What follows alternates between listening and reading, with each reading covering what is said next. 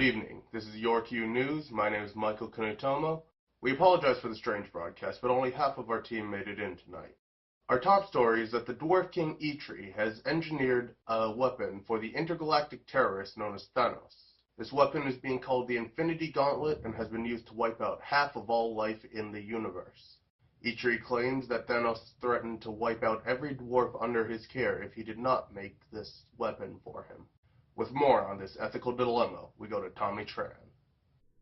Thank you, Michael, for that introduction. As mentioned, Eitri is faced with a very difficult ethical dilemma, and reasonably, he has two options. The first being that he can make the Infinity Gauntlet for Thanos and endanger the universe, and the second option is that he can choose not to make the gauntlet and suffer the consequences. Analyzing the first option, Eitri can make the Infinity Gauntlet for Thanos in hoping that Thanos does not succeed in his plan for mass genocide. However, doing so results in Eitri violating the Code of Ethics in Section 77.12 and 77.21 by not upholding public well-being as paramount. He also violates Section 77.13 by not upholding his own ideals of personal honor and professional integrity.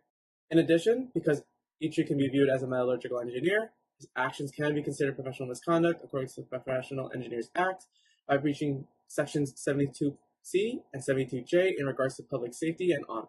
On the flip side, by making the gauntlet for Thanos, he does agree with Sections 77.11 of the Code of Ethics, since Eitri is acting with fairness and loyalty to his client, which in this case is Thanos, and attempting to protect his fellow subordinates, his dwarves.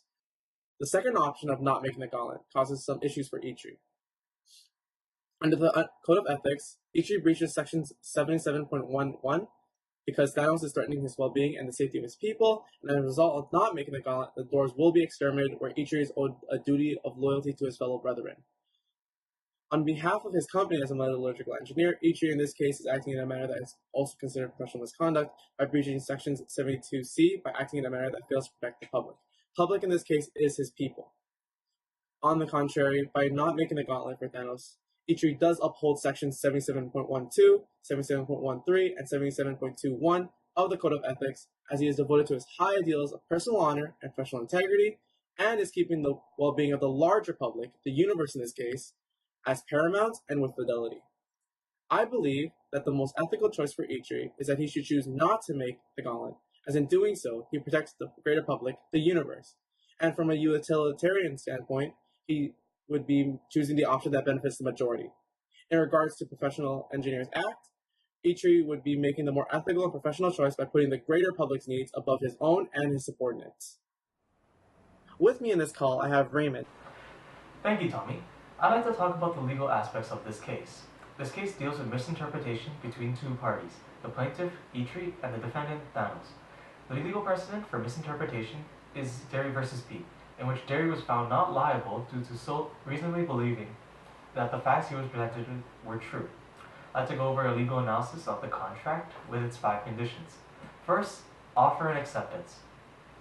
Thanos was offering the contract to Eitri to forge the gauntlet, in which Eitri accepted. Second, mutual intent. Both parties went through with their agreement. The gauntlet was forged and Thanos did receive it. Third, consideration. The consideration for Thanos was the forging of the Infinity Gauntlet and the receiving of it, and for Eitri, his people being spared from harm. Fourth is capacity. Here's where things fall apart. Eitri did not have the capacity to accept this contract due to being forced into it with lives at stake. And lastly, I'd like to talk about the Infinity Gauntlet itself. It was made for unlawful purpose. It was used to wipe out 50% of the universe, which is not something an engineer should make. This contract violates 3 conditions, and it is not legal due to that. Had it been legal in the first place, we would have analyzed it for misinterpretation. 1. Thanos made false representation, in which was knowingly false, in order to deceive Eitri, materially induced Eitri to conveniently cause Eitri damage and loss of life.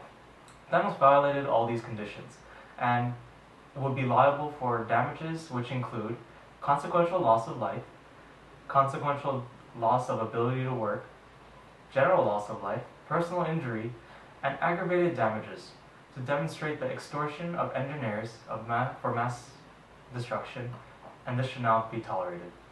I'd like to say thank you, and I'll pass it on back to Michael. Michael? Michael?